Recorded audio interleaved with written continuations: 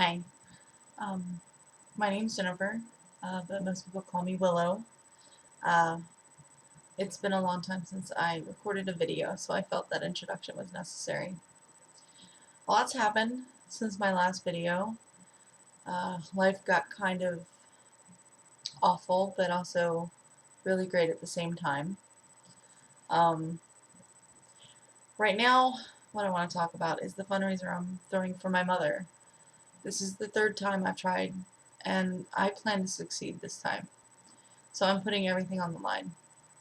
One of the perks is even that I will shave my head and sell my, or not sell my hair, but give my hair to Wigs for Children charity that makes wigs from real human hair for cancer patients.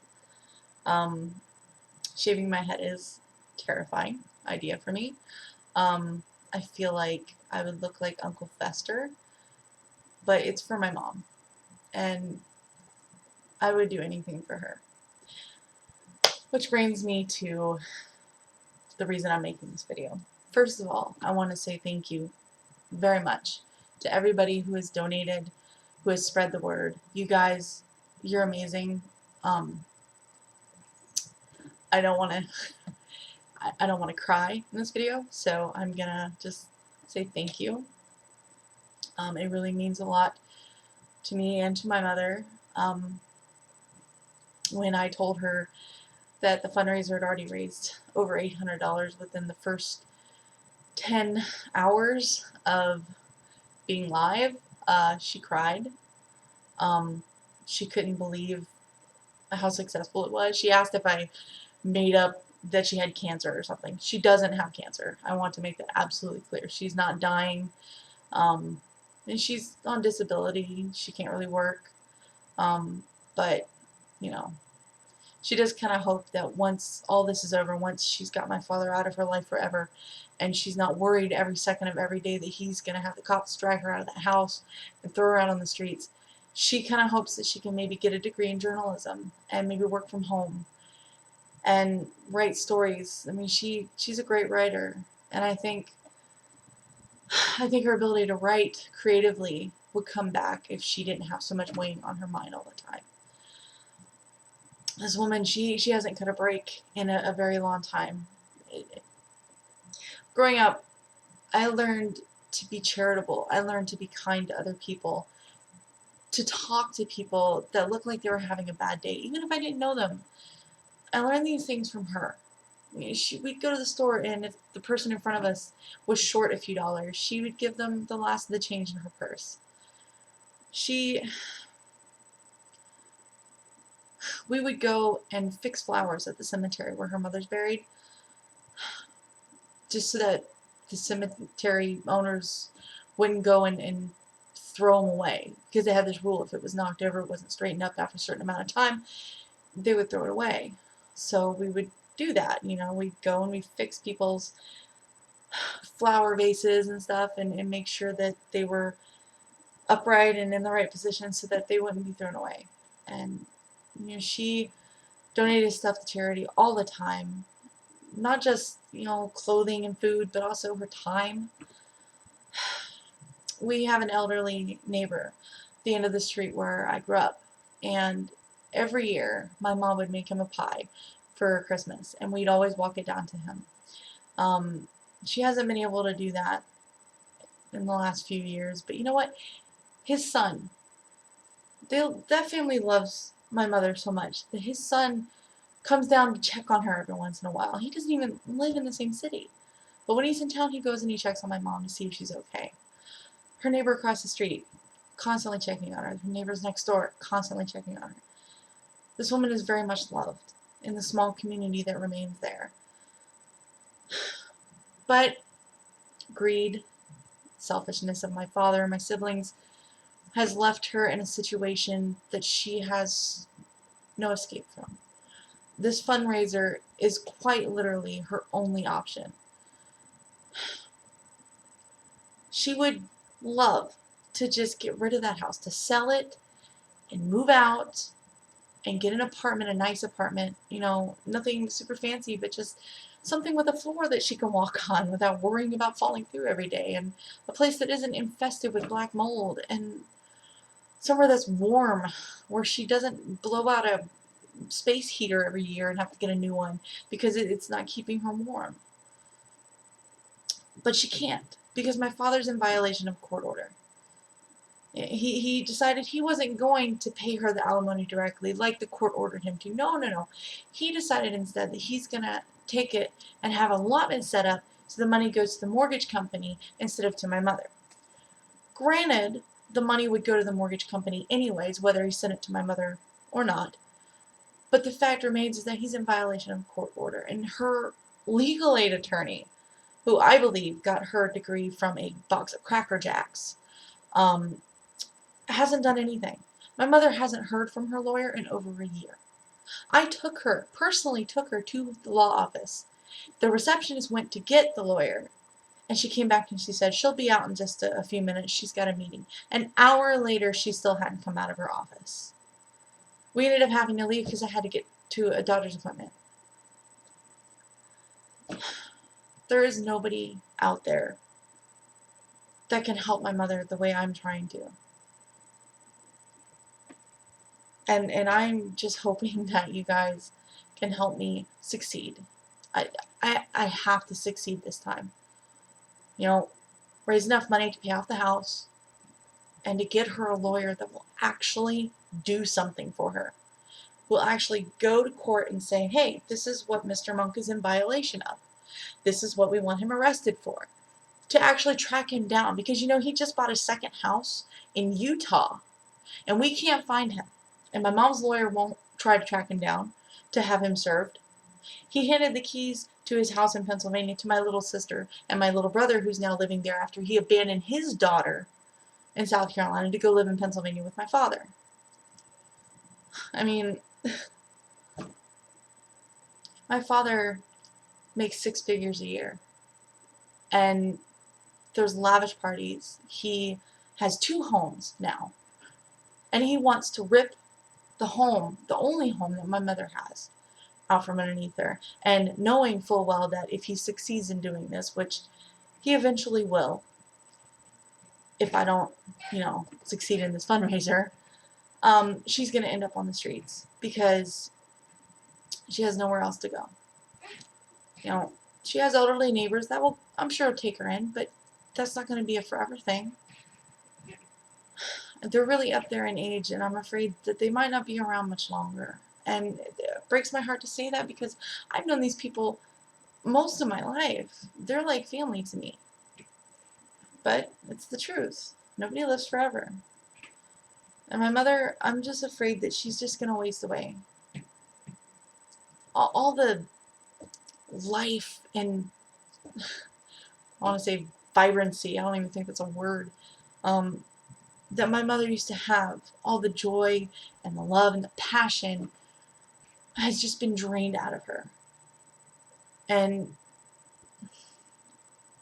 I think maybe because I had to put on a mask for so many years that told people on the outside that I was happy and okay, even though on the inside I was screaming and crying. I think because I did that for so long, I can see right through hers.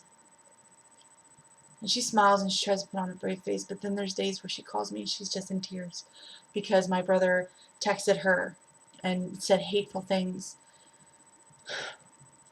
I mean, for my little brother to say to my mom that she's a horrible mother when he just abandoned his baby to go to Pennsylvania to live with my father and then hook up with some girl who has a kid of her own that he's raising. My mother wasn't perfect. She's not perfect. Nobody's perfect. She made mistakes. She made amends for those mistakes. She wasn't always my favorite person growing up, but who can ever say that their parent was a favorite person, especially when you're a teenager? But the fact remains that my mother was there for us. I never really felt poor because my mother always made sure that we had what we needed. And when she could, made sure that we had what we wanted. She sacrificed everything. She gave up her dreams for the future that she wanted for herself. She wanted to be a forensic pathologist. She would make a great one too. But she put that aside to support my father in his dreams. And then the minute he retired, he had already had a girlfriend lined up, and then he ran away with her. Left my mother and their 2 youngest children with nothing but a mortgage and bills and no food.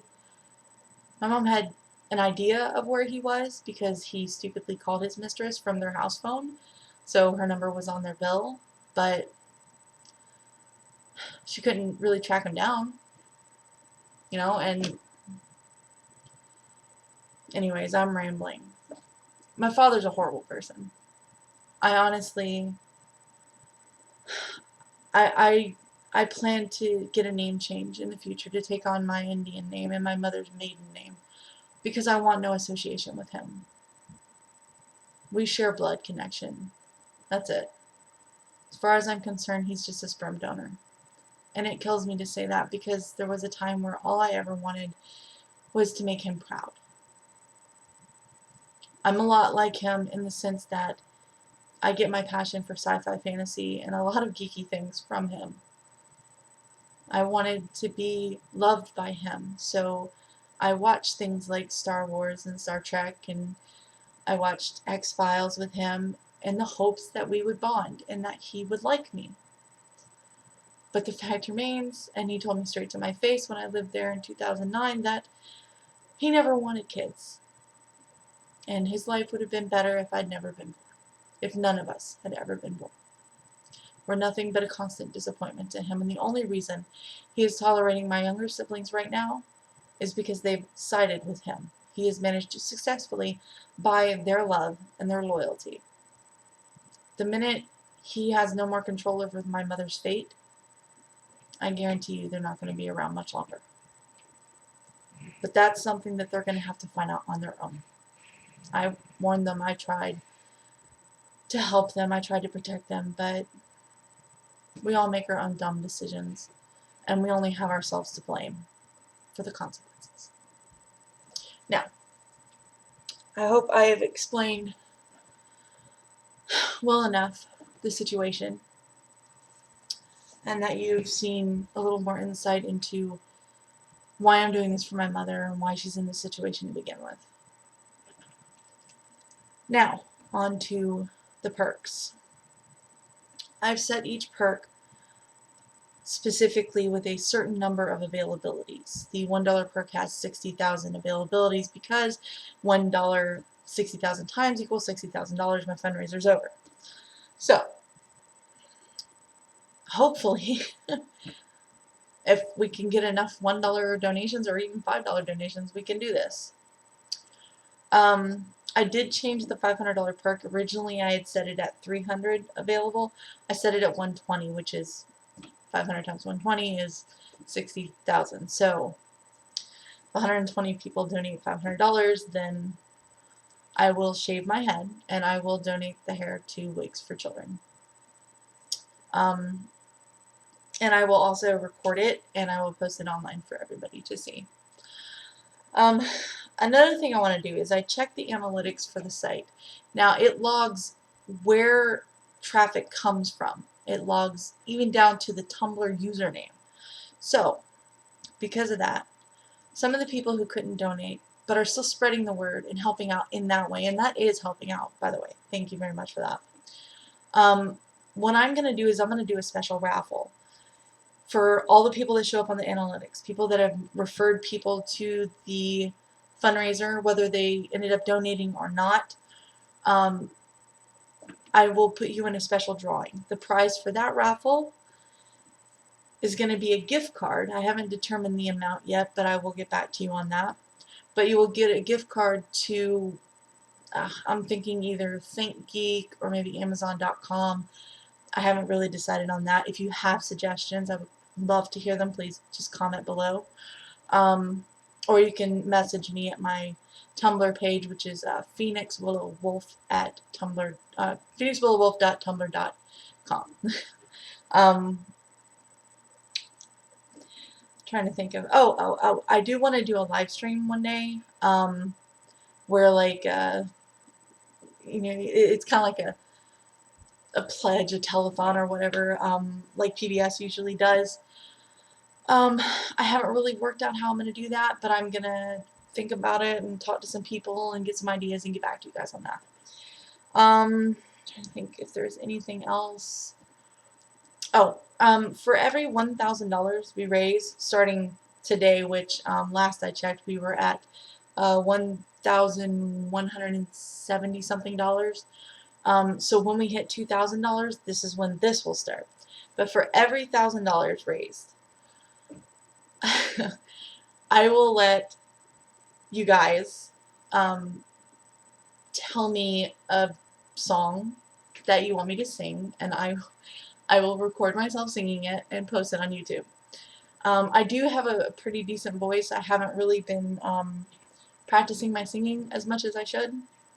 But all I ask is that it not be a rap song, a metal of any kind of metal, heavy metal, any kind of metal, no metal, okay?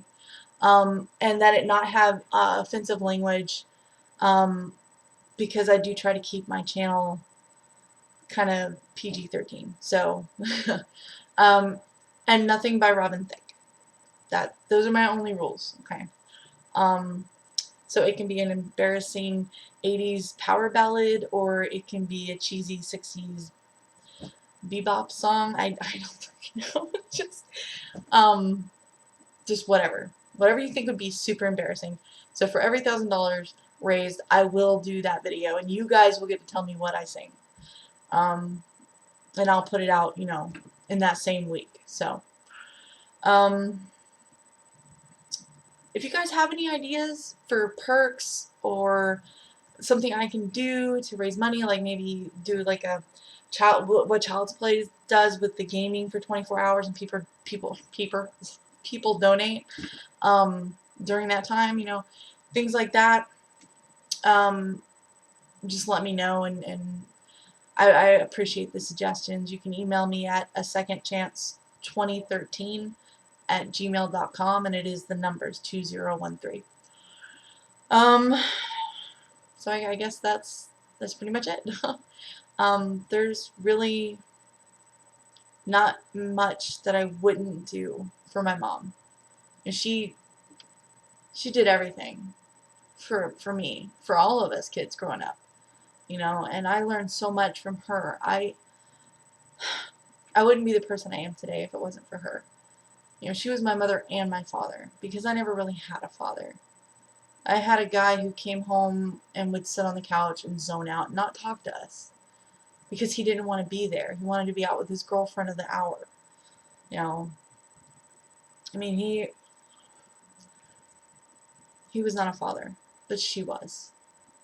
And now he's taken everything from her. And I am not just going to sit back and let it happen. I'm going to fight for her, because she deserves it.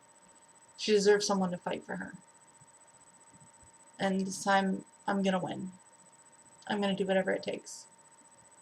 I'll shave my head, I'll put on a weird dress and dance in a YouTube video. I don't care, whatever it takes. I will do for her, because I love her. And she deserves it. So thank you for watching, and thank you for everything you've already done. If you've donated or you've just passed the word along, you guys are heroes. You're amazing. Thank you. So much love to you guys. And if you ever have a project or anything that you need the word passed on, let me know. I will gladly pay it forward. Okay? Until next time, bye.